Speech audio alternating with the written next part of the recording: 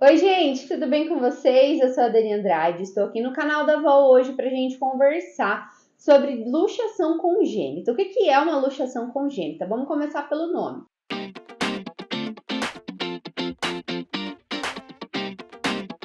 Luxação é um afastamento, né? Um aumento do espaço interarticular, que é aquele espaço considerado normal de haver entre um osso e outro, onde fica a nossa articulação, o nosso líquido ali para ajudar a lubrificar os movimentos daquela articulação. Quando esse espaço aumenta, existe uma subluxação ou uma luxação, ok? A luxação congênita é uma luxação que acontece junto ao nascimento, que vem com o nascimento. Tudo aquilo que é congênito é que aconteceu no nascimento. Então, é uma luxação que acontece ao nascimento.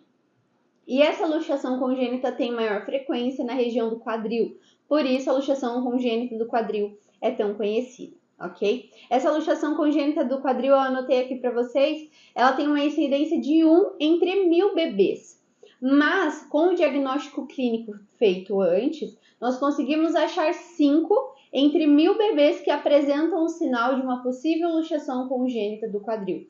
Desses 5 bebês, um provavelmente terá realmente a luxação congênita do quadril ou a subluxação congênita do quadril. Por isso é super importante essa avaliação prévia nos berçários para saber quais crianças podem ter, que sinais podem ter, tá? Eu vou falar para vocês aqui alguns fatores de risco, mas antes eu quero lembrar que a luxação congênita do quadril, ela faz parte de outros sinais que acometem o desenvolvimento do quadril, né? É um desenvolvimento onde pode ter deformidades na cabeça do fêmur, onde pode ter deformidades no acetábulo, assim como seguido ou acompanhado de luxações do quadril, tá? Sendo um consequência do outro, né? Então, é uma síndrome, acontece vários sinais que podem demonstrar esse acometimento do desenvolvimento do quadril, por isso que é chamada de displasia do desenvolvimento do quadril, uma má formação, né, do desenvolvimento do quadril que ocorre todos esses sinais e sintomas aí. Então vamos aos fatores de risco, eu deixei anotadinho aqui porque são muitos, tá? Então o sexo feminino e a raça branca. Antes de eu contar para vocês quais são os fatores de risco, deixa eu associar uma história da vida real. Eu sou uma pessoa que nasceu com displasia do desenvolvimento do quadril. A luxação congênita do quadril aconteceu em mim.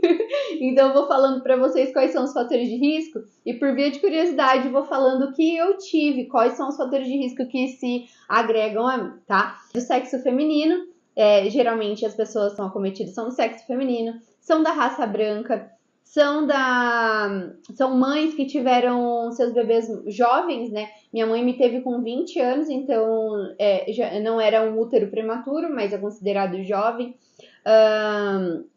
A posição pélvica, eu nasci de posição pélvica, eu fui uma cesárea, mas eu estava na posição pélvica para nascer.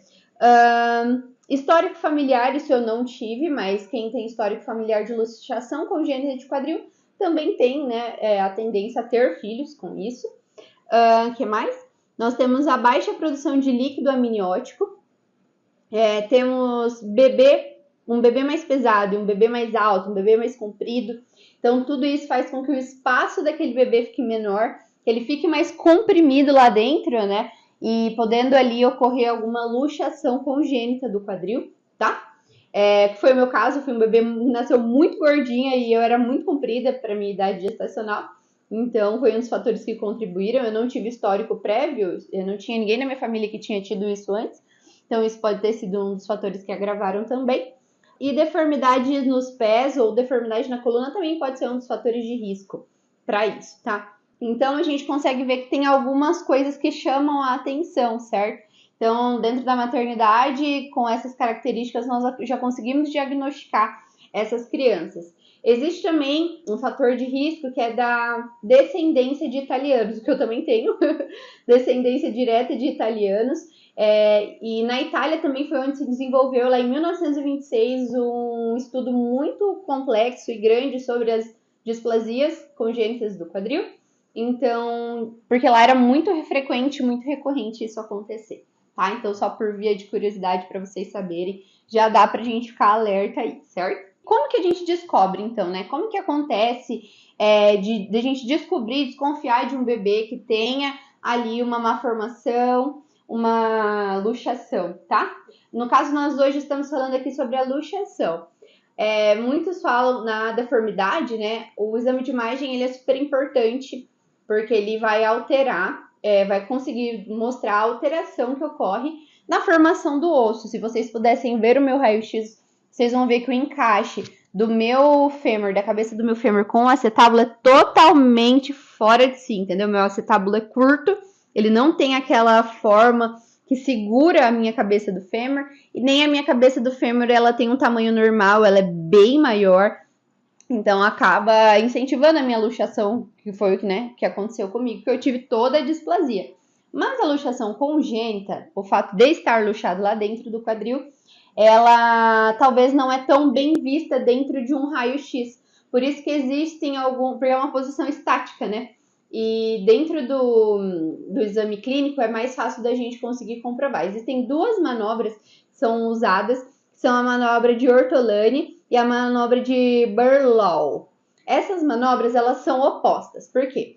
A de Ortolani eu anotei aqui, gente, porque são informações extras que a minha cabeça não vai gravar tudo para passar para vocês, tá? Mas ela é no sentido da redução da luxação. Então, como que eu vou ver se esse bebê ele tem luxação ou não? Então, eu vou tentar reduzir essa articulação. Vamos ver se eu tentar trazer essa articulação para o lugar, se ela tem espaço para ir ou não. Então, se ela tiver espaço para ser reduzida, quer dizer que ela estava fora do lugar, teve espaço para ser reduzida, certo?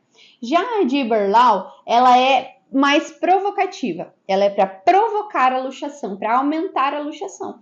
Então, essas duas manobras são as mais utilizadas para ver o que o bebê tem, né? Se dá para entrar mais na redução, quer dizer que ela estava um pouco luxada. Se eles tentarem luxar e não vir, pode ser que ela estava no lugar normal, enfim. Então, são duas manobras que a equipe médica vai conseguir fazer para comprovar isso. E junto com outros sinais que a criança vai demonstrar, né? Sinais de dor, de incômodo, desconforto, tá? Então, dentro da luxação congênita, o objetivo vai ser o quê? Identificar o mais precoce possível, se possível, antes dos 3 meses de idade, principalmente no período RN. O recém-nascido é a parte mais importante, porque vai acontecer uma redução dessa luxação e com essa redução, uma manutenção dessa redução para que essa criança se desenvolva ali perfeitamente, tá? Então, é preciso que isso aconteça lá nos primeiros mesezinhos de vida mesmo, beleza? E aí, depois que trazer essa redução, é necessário uma estabilização. Então, vou passar para vocês aqui o que se faz até os 3 meses, tá? Então, é preciso identificar, primeiro, se é uma luxação, se foi feita a luxação, né? Fazer a redução dessa luxação, então, trazer essa articulação a coaptar novamente ali, né? E depois disso, trazer a manutenção. Existe uma fixação, né? É uma maneira de você manter aquela perninha no lugar. Eu lembro que minha mãe já me falou que na minha época a gente usava... Minha mãe, né, nos termos leigos da época, falou que era um fraldão. Se usava um fraldão que mantinha a minha perna em rotação externa e bastante flexão. Tanto que era muito difícil de me higienizar, porque o fraldão vinha até aqui na cintura. E o meu foi bilateral, tá? O mais comum é que seja unilateral e no quadril esquerdo. Incrivelmente, o meu foi bilateral e no quadril esquerdo também, tá?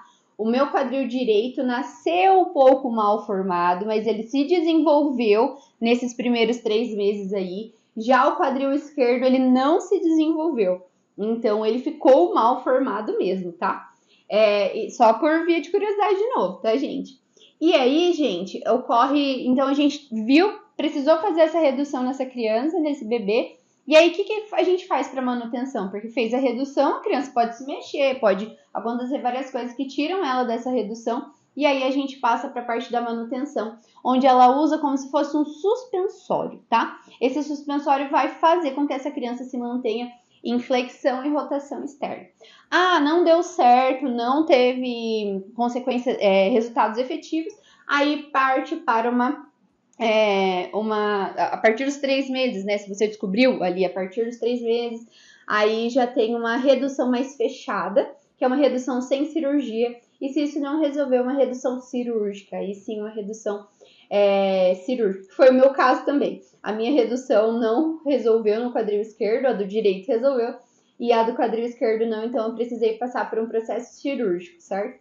Então existem alguns critérios lá que a equipe médica vê em relação ao tamanho da cabeça do fêmur, a angulação, a resultados, testes, né, feitos antes que não, reduções feitas antes que não deram certo. Enfim, existem alguns critérios para levar esse bebê para a fase cirúrgica, né? Na verdade, que vão ajudar essa pessoa a ter uma qualidade de vida muito melhor, certo?